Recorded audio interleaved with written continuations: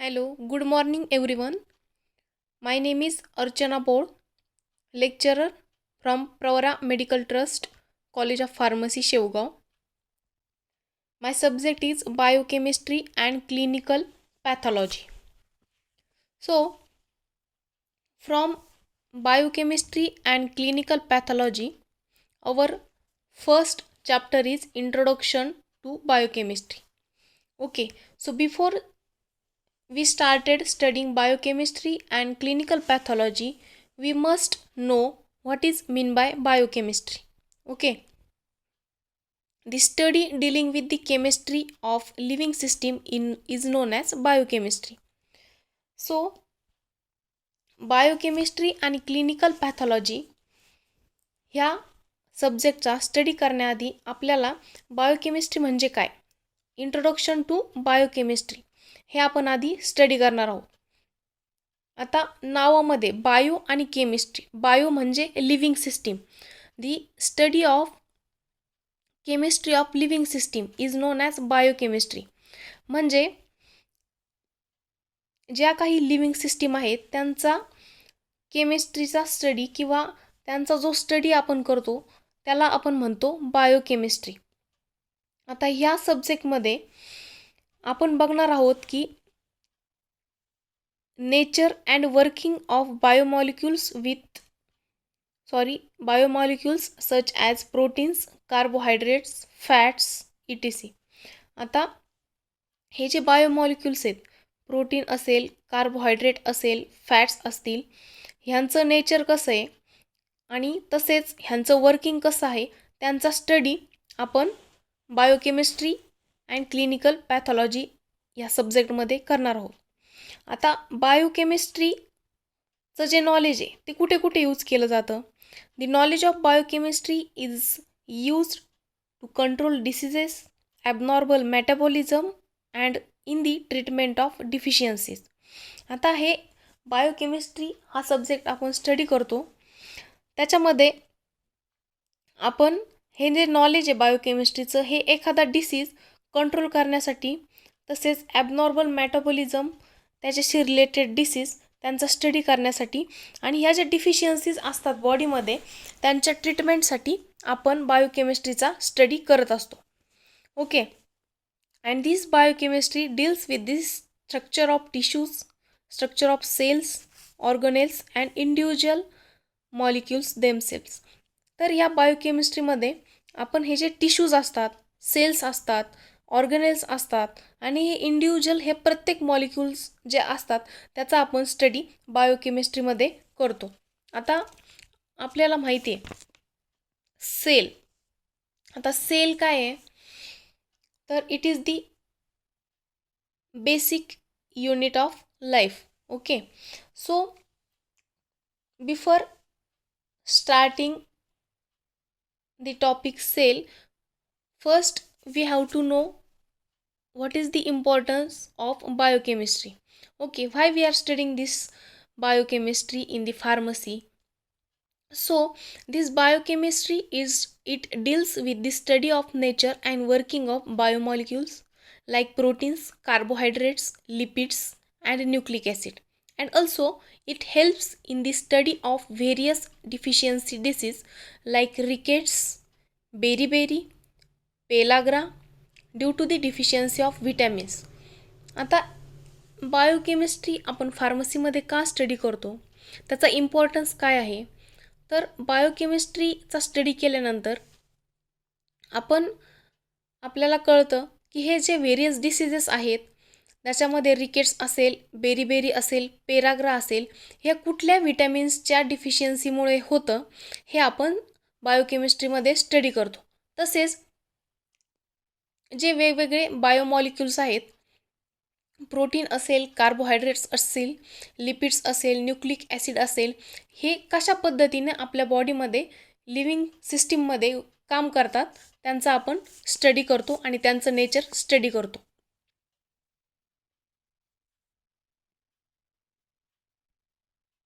Then it is helpful in diagnosis of various metabolic diseases like diabetes mellitus.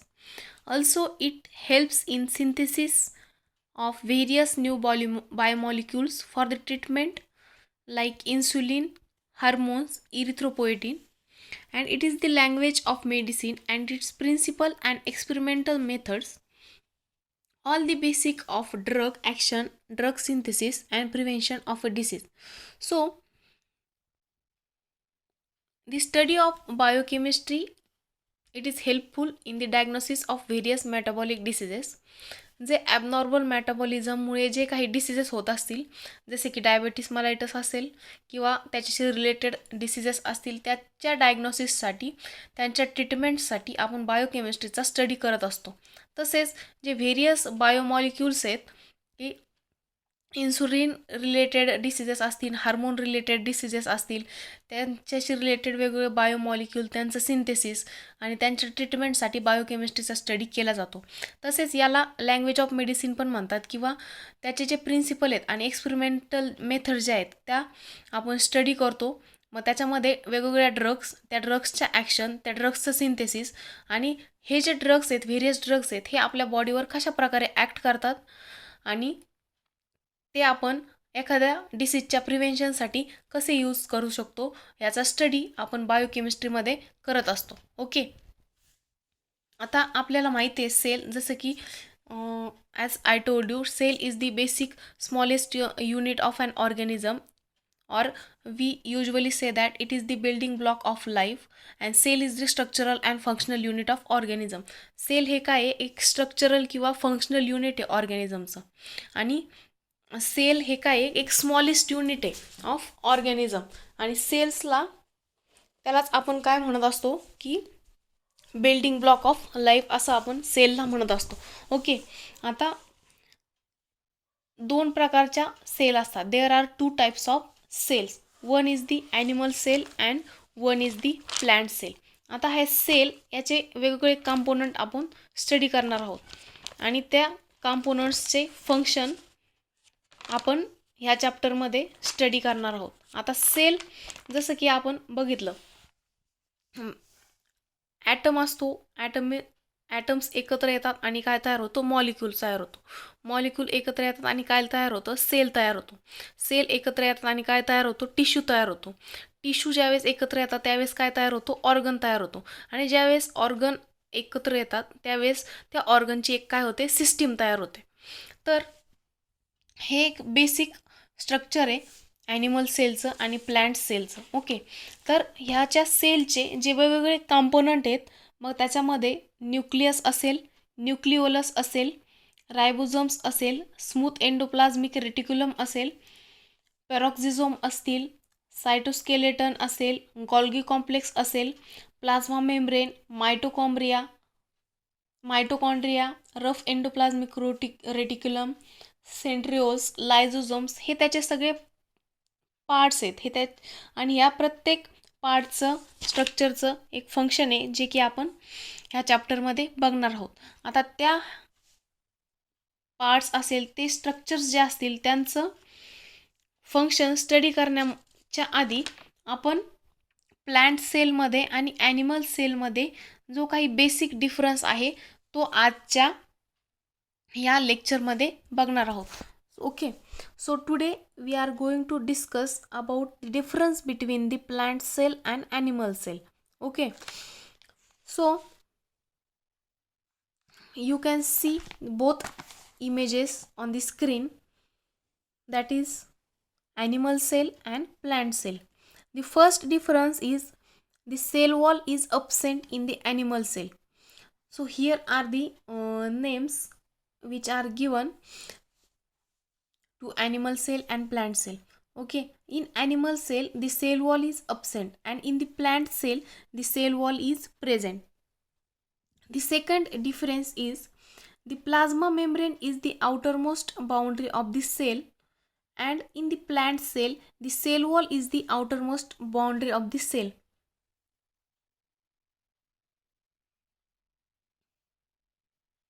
तर animal सेलमध्ये जो sale wall असतो तो absent असतो.